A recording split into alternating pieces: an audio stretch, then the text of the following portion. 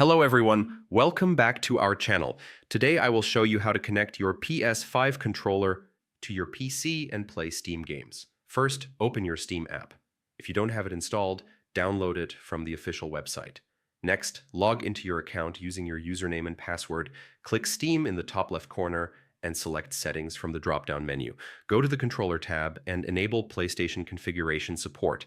Now connect your PS5 controller to your PC using a USB-C cable or via Bluetooth. For Bluetooth, turn on your PC's Bluetooth, press and hold the PS, and create buttons on your controller until the light flashes, then select the controller from the available devices. Once connected, Steam will recognize the controller and open calibration settings. Adjust the calibration to your preference for optimal gameplay.